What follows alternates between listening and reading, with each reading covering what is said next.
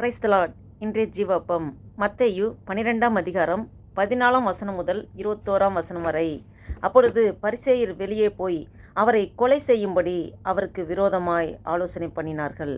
இயேசு அதை அறிந்து அவ்விடமிட்டு விலகி போனார். திரளான ஜனங்கள் அவருக்கு பின் சென்றார்கள். அவர்கள் எல்லாரையும் அவர் சுஸ்தமாக்கி தம்மை பிரசித்தம் பண்ணாதபடி அவர்களுக்கு கண்டிப்பாய் கட்டளையிட்டார். ஏசாயா தீர்க்கதரிசியால் உரைக்கப்பட்டது நிறைவேறும்படி இப்படி நடந்தது. அவன் உரைத்ததாவது, இதோ நான் தெரிந்து கொண்ட என்னுடைய தாசன், என் ஆத்துமாவுக்கு பிரியமாயிருக்கிற என்னுடைய நேசன், என் ஆவியை அவர் மேல் அமர பண்ணுவேன். அவர் புறஜாதியாருக்கு நியாயத்தை அறிவிப்பார். வாக்குவாதம் செய்யவும் மாட்டார், கூக்குரலிடவும் மாட்டார். அவருடைய சத்தத்தை ஒருவனும் வீதிகளில் கேட்பதுமில்லை. அவர் நியாயத்திற்கு ஜெயம் கிடைக்க பண்ணுகிற வரைக்கும் நெறிந்த நாணலை முறிக்காமலும் மங்கி எரிகிற தீயை அணைக்காமலும் இருப்பார். அவருடைய நாமத்தின் மேல் புறஜாதியார் நம்பிக்கையாய் இருப்பார்கள் என்பதே. அல்லேலூயா.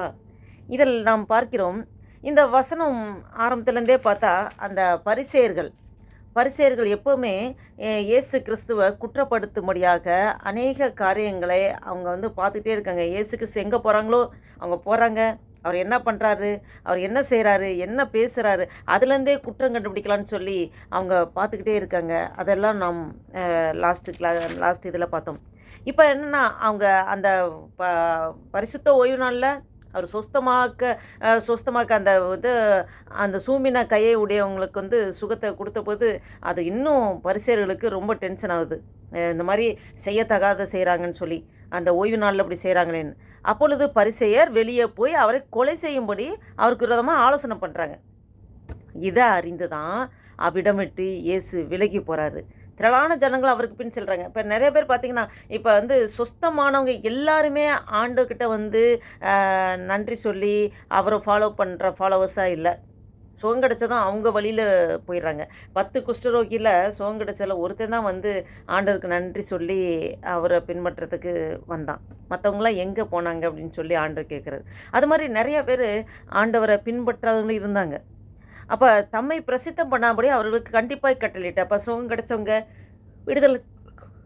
விடுதலை கிடச்சவங்க அவங்க நீங்கள் என்ன ரொம்ப நீங்கள் பப்ளிசிட்டி பண்ணாதீங்க, பிரசித்தம் பண்ணாதீங்க. இப்போ பார்த்திங்கன்னா, ஒரு பெரிய ஹையர் அத்தாரிட்டியில் இருக்கவங்க, ஹையர் பீப்புள்ஸு தன்னை பப்ளிசிட்டி பண்ணிக்கணும் அப்படின்னு தான் நினைப்பாங்க.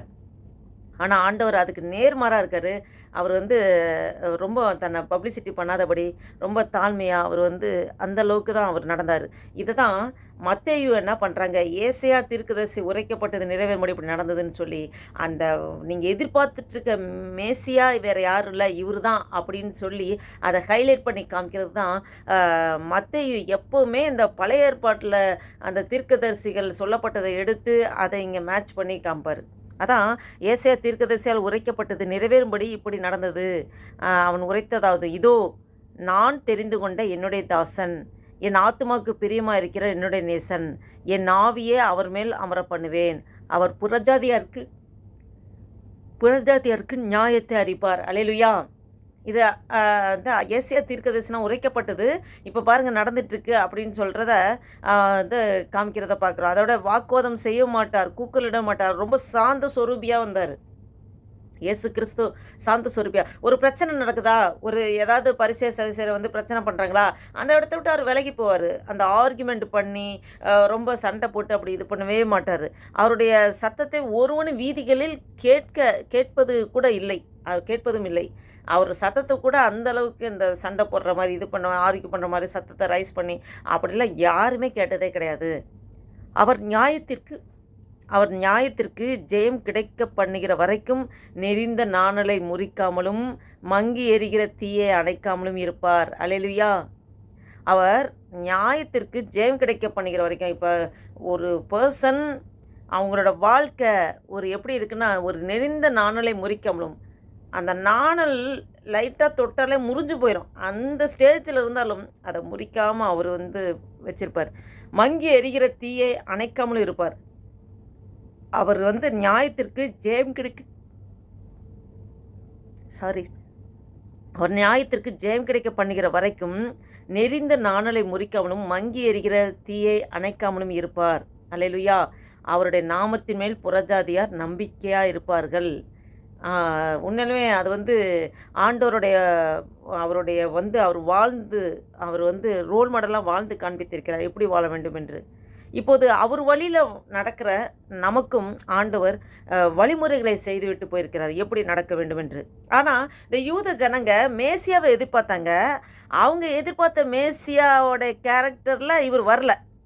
அதனால தான் இது அவரை வந்து புரிஞ்சுக்கல அவங்க.